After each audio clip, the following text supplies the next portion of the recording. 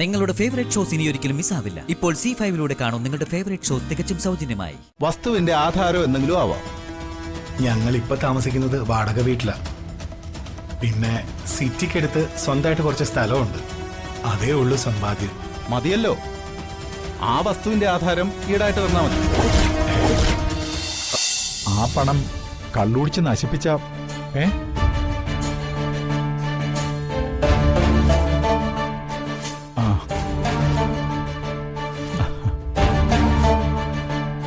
അച്ഛനും അമ്മയും വീട് പണിയെ കുറിച്ചുള്ള ചർച്ചയിലാണെന്ന് തോന്നുന്നു. അതെ മോളെ, മനസ്സലിവ എന്റെ മാധവേട്ടന്റെ ഏറ്റവും വലിയ ശാപം. 10 ലക്ഷം രൂപയല്ലേ മാധവേട്ടന്റെ ഒരു കൂട്ടുകാരന് കടം കൊടുത്തത്. അയാള് മരിച്ചതോടെ ആ പണവും നഷ്ടപ്പെട്ടു. ഇപ്പോ സ്വന്തം മകൻ തന്നെ ലക്ഷങ്ങൾ വാങ്ങി ചതിച്ചില്ലേ. വീട് പണി നടക്കുന്നു തോന്നുന്നില്ല. അങ്ങനെ പറഞ്ഞ് നിരാശപ്പെടാതമ്മേ. അച്ഛന്റെ അമ്മയുടെ സ്വപ്നമല്ലേ ആ വീട്. അതിന്റെ പണി നടക്കും. നാളെ തന്നെ അമ്പലത്തിൽ പോയി കല്ലിടിൽ ചടങ്ങിനുള്ള സമയം കുറിക്കണോ അച്ഛാ? എനിക്കിപ്പോ ജോലിയുണ്ടല്ലോ. പറ്റുന്ന പണം തന്ന് ഞാനും സഹായിക്കാം. നീ എന്താ മോളെ പറയുന്നത്? നക്കാപ്പിച്ച പണം കൊണ്ടൊന്നും വീട് പണി നടക്കില്ല. ഒറ്റയടിക്ക് വീട് പണിയണമെന്നല്ല, ഘട്ടം ഘട്ടമായിട്ട് പണി തുടങ്ങാലോ.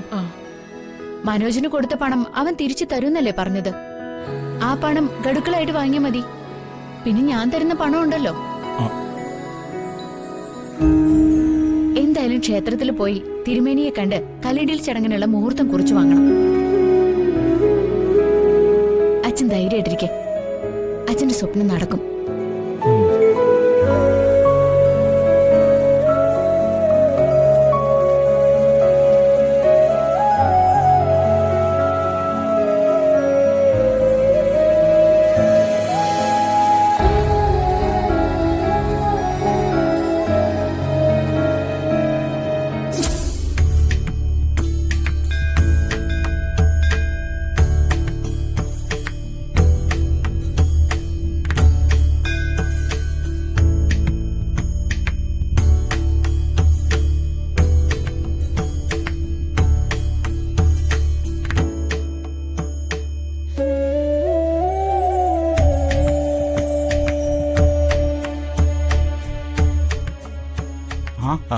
അങ്കിൾ, ഇതാര് ജഗനോ?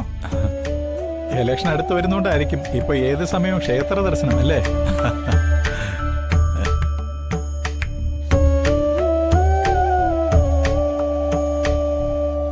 ഏയ്, അതൊന്നും അല്ല മാധവേട്ട. ജഗന്റെ അമ്മ നല്ലൊരു ഈശ്വരവിശ്വാസിയാ.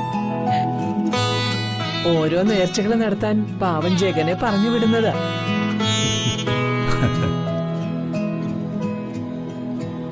സത്യം. ഓരോ നേർച്ചകള് സങ്കല്പിച്ചുണ്ടാക്കി അമ്മ എന്നെ ചുമതലപ്പെടുത്തും. അതെ, എന്നെ എന്നും ക്ഷേത്രത്തിലേക്ക് ഓടിച്ചു വിടാനുള്ള ഒരു അടവാണതെന്ന് എനിക്കറിയില്ലെന്നാ അമ്മയുടെ വിചാരം.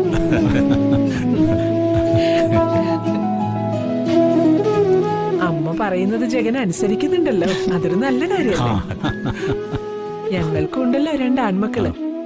ക്ഷേത്രത്തിലേക്കൊന്ന് തിരിഞ്ഞു നോക്കു പോലും ഇല്ല. അവരുടെയൊക്കെ ഭാര്യമാരും അങ്ങനെ തന്നെ.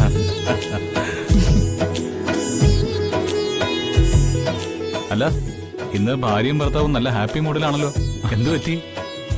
വന്ദനയുടെ കല്യാണം നടക്കുന്നില്ലല്ലോ എന്ന ടെൻഷനിലായിരുന്നു. വിവാഹം ഉറപ്പിച്ചതോടെ അതൊക്കെ മാറി. ഞങ്ങളുടെ വീടെന്ന സ്വപ്നം നടത്തിയെടുക്കാൻ പോവാ. അതിനേക്കാൾ വലിയ സന്തോഷം വേറെന്താ ഉള്ളത്?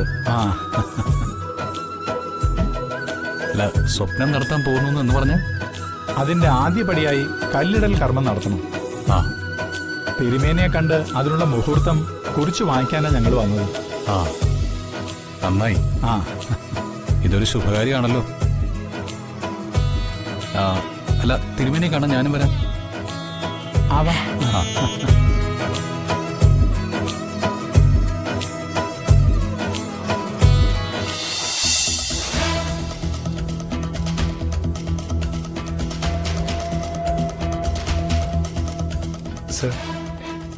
സർ നമസ്കാരം. നമസ്കാരം. ഞാൻ പ്രകാശ് മാധവൻ പറഞ്ഞിട്ട് വന്ന ആളാ, മനോജ് മാധവൻ. ഓ, പ്രകാശ്. ആ പ്രകാശിന്റെ അനിയനാണല്ലേ മനോജ്? അതെ. ആ, ഇരിക്കെ. Thank you sir. എന്താവശ്യത്തിനാ ഇപ്പൊ പണം വാങ്ങുന്നത്? ബിസിനസ് നടത്താനാ. മുതൽ മുടക്കി അത്യാവശ്യ കാര്യങ്ങളൊക്കെ മുന്നോട്ട് നീക്കിയതാ. പക്ഷേ പണം തികയാതെ വന്നു. അതുകൊണ്ടാ കടമെടുക്കുന്നത്. എത്ര വേണ്ടി വരും? 5 ലക്ഷം രൂപ. ഓ, അത്രയും പണമൊന്നും ഞാൻ ഒറ്റയടിക്ക് കൊടുക്കാറില്ല. എന്തായാലും പ്രകാശിന്റെ അനിയനല്ലേ, നോക്കാം. വലിയ ഉപകാരം. ആ, പിന്നെ പണമിടപാടല്ലേ, എന്തെങ്കിലും ഈടായിട്ട് വേണ്ടി വരും. സ്വർണ്ണമായാലും മതി, അല്ലെങ്കിൽ വസ്തുവിന്റെ ആധാരം എന്തെങ്കിലും ആവാം. ഞങ്ങൾ ഇപ്പൊ താമസിക്കുന്നത് വാടക വീട്ടിലാ. പിന്നെ സിറ്റിക്കടുത്ത് സ്വന്തമായിട്ട് കുറച്ച് സ്ഥലമുണ്ട്. അതേ ഉള്ളൂ സമ്പാദ്യം. മതിയല്ലോ, ആ വസ്തുവിന്റെ ആധാരം ഈടായിട്ട് തന്നാൽ മതി. മനോജ് എത്രയും പെട്ടെന്ന് തന്നെ ഈ പണം പലിശ സഹിതം തിരിച്ചു തരുമല്ലോ. അപ്പൊ ആധാരവും കൊണ്ടുപോവാം. ശരി, എന്നാ ഞാൻ ആധാരം കൊണ്ടുവരാം. ഓക്കെ, അപ്പോ വിളിച്ചു പറഞ്ഞിട്ട് വരണം. ആയിക്കോട്ടെ. എന്തായാലും എനിക്ക് പണം വേണം. ആ, തന്നേക്കാവുന്നേ. എന്നാ ഞാൻ ഇറങ്ങുക. ശരി. ശരി.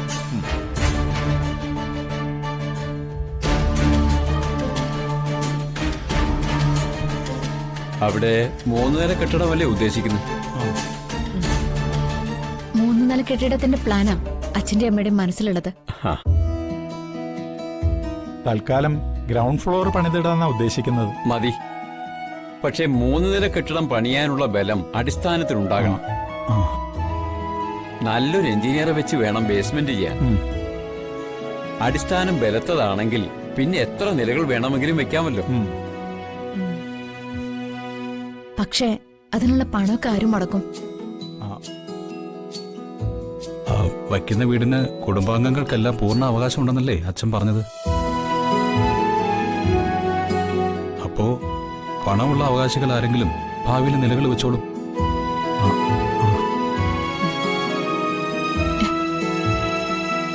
വന്ദന എന്റെ ഭാര്യയാവാൻ പോവല്ലേ. അപ്പോ നമുക്ക് വല്ലപ്പോഴും ഒന്ന് വന്ന് താമസിക്കാൻ. ഒരു നിലയ്ക്ക് വേണ്ടിയുള്ള പണം ഞാൻ മുടക്കും.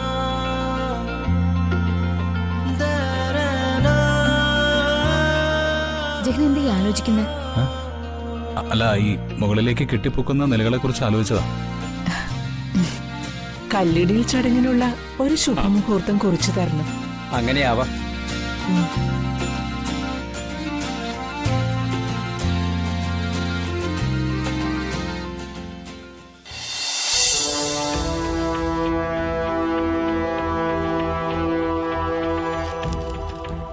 ആധാരം ഓക്കെയാണ്. എഗ്രിമെന്റ് വായിച്ചു നോക്കൂ. നോക്കി സാർ. വ്യവസ്ഥകളൊക്കെ സമ്മതമാണല്ലോ? സമ്മതമാണ്. ആ, ഇവിടെ ഇവിടെ ഒരു ഒപ്പിട്ടേക്ക്.